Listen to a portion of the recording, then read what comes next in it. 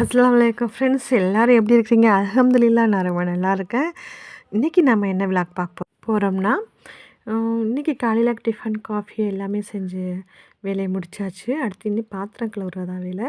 கொஞ்சம் பாத்திரம் இருந்துச்சு, அதெல்லாம் கழுவிட்டு கிச்சனை க்ளீன் பண்ணிவிட்டு அடுத்து மதிய சமையலுக்கு நம்ம வந்து ரெடி பண்ணலான் இருக்கேன். இப்போ கொஞ்சம் பாத்திரம் இருந்துச்சு, அதான் கழுவிட்டுருக்குறேன்.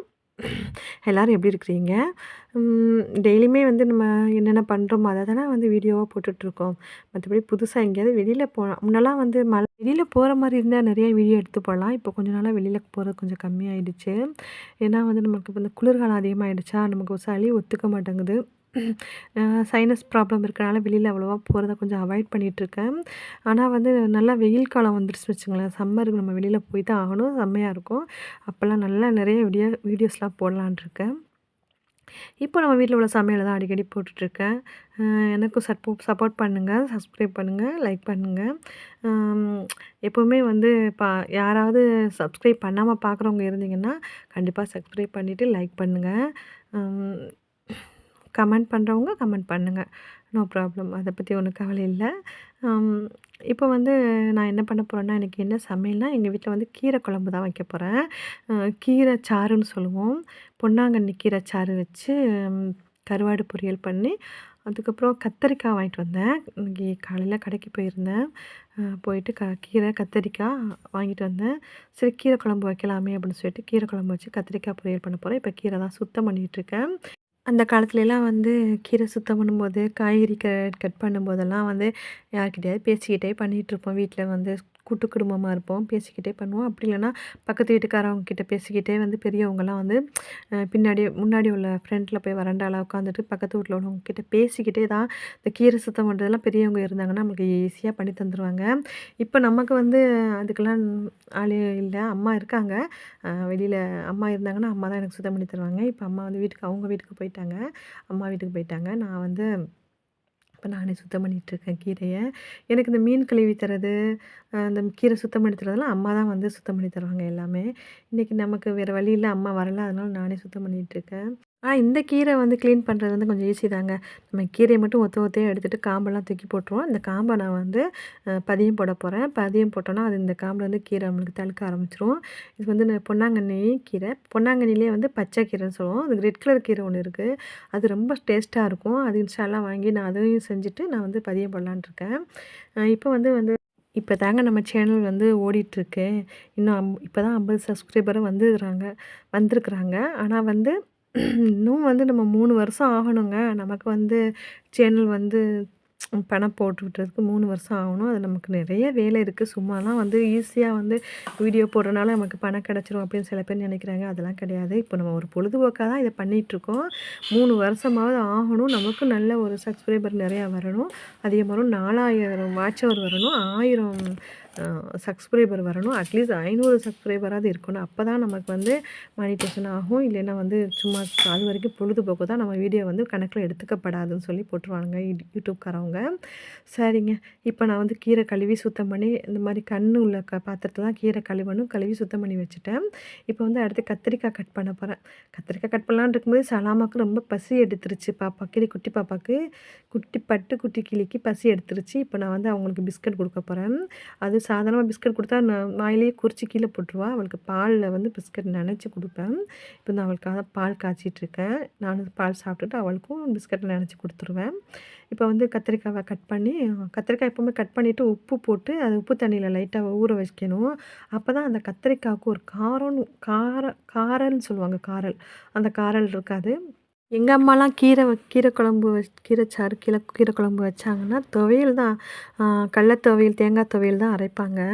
எங்கள் வீட்டில் வந்து 2 பேருமே தேங்காய் துவையல் சாப்பிட மாட்டேங்கிறாங்க. ஹஸ்பண்டும் சாப்பிட மாட்டேங்கிறாங்க, பாப்பாவும் சாப்பிட மாட்டேங்கிறாங்க. எனக்காக நான் அது பண்ணக்கூடாதுன்னு சொல்லிட்டு தனியாக எனக்கு மட்டும் பண்ணி என்ன பண்ணேன்னு சொல்லிட்டு தான் நான் வந்து கத்திரிக்காய் பொரியல் பண்ண போகிறேன்.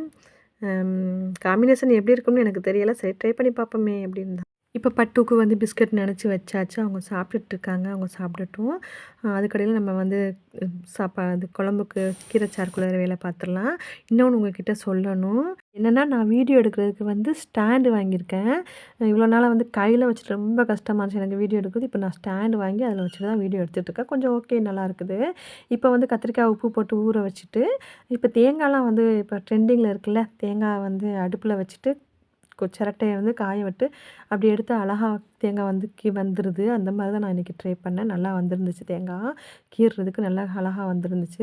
இப்போ வந்து ஆயில் பாட்டிலில் வந்து ஆயில் முடிஞ்சிருச்சு. நம்ம வந்து செப்பரேட் பண்ணி வச்சுருக்க ஆயில் தூக்கி அதில் வந்து நம்ம ஊற்றிக்கணும். ஊற்றி வச்சுக்கிட்டோம்னா டெய்லி யூசேஜுக்கு இப்படி தான் நான் ஊற்றி வச்சுப்பேன். நான் ஆயில் பாட்டிலில் ஊற்றி வச்சுக்கிருவேன்.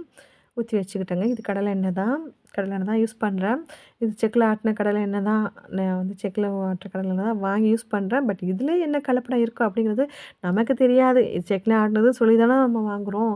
இதில் கூட கலப்படம் இருக்கிறதுக்கு வாய்ப்பு இருக்குது. எதையுமே இப்போ உள்ள காலத்தில் எதையுமே நம்ப முடியலைங்க. எது நல்லது எது கெட்டதுன்னு தெரில. ஏதோ ஒரு போக்கில் சமைச்சு சாப்பிட்டுட்டு போயிட்டுருக்கோம்.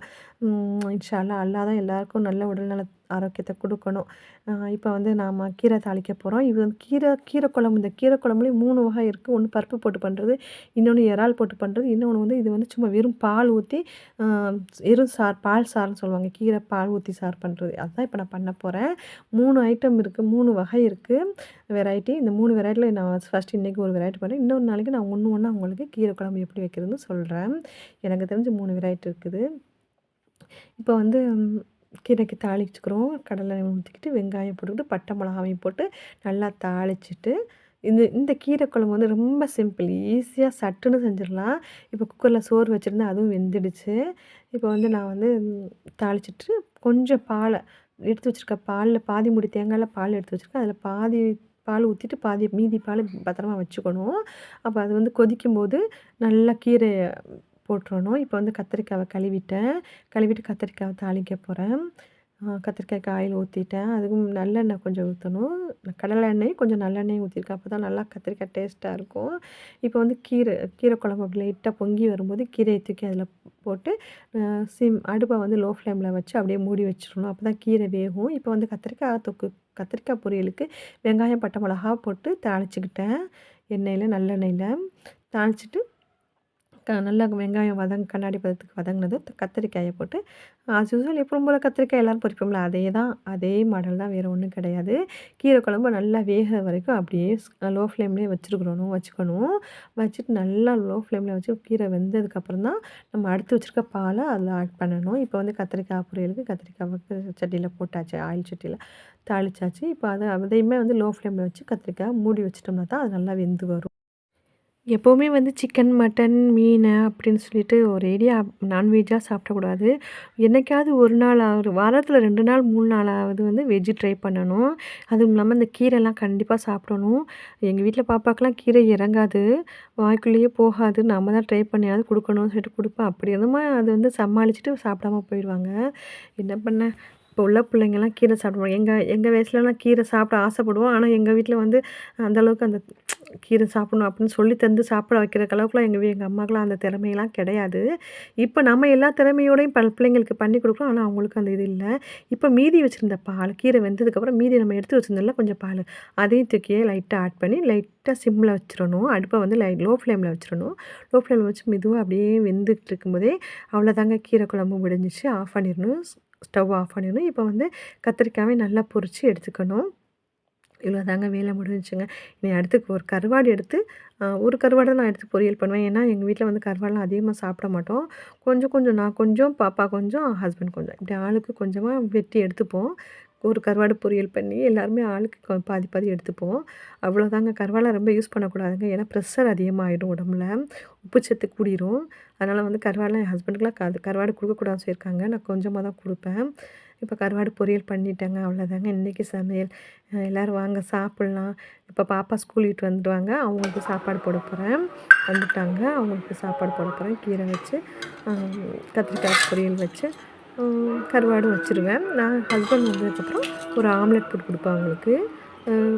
ஏன்னா வந்து கீரை குழம்புக்குலாம் ஆம்லெட் போட்டால் ரொம்ப டேஸ்ட்டாக இருக்கும். துவையல் இருந்தாலும் நல்லா டேஸ்ட்டாக இருக்கும். பட் துவையல் பண்ணலை. அவ்வளோதாங்க. கீரை குழம்பு கொஞ்சம் தண்ணியா தாங்க இருக்கும். பார்க்குறதுக்கு வந்து அப்படி தெரியும். டேஸ்ட்டு அல்டிமேட்டா இருக்கும். நீங்க வந்து செஞ்சு பண்ணி சாப்பிட்டு பாருங்க. ம். அல்ஹம்துலில்லாஹ் நான் சாப்பிட்டேன். ரொம்ப நல்லா இருந்துச்சு. அப்புறம் வந்து எல்லாருமே வந்து பார்க்குறவங்க எல்லாருமே சப்ஸ்கிரைப் பண்ணுங்க, லைக் பண்ணுங்க. என்னோட என்னோட சேனலுக்கு வந்து குரோத் ஆகணுங்கிறதுக்காக நீங்களும் ஹெல்ப் பண்ணுங்க. Thank you.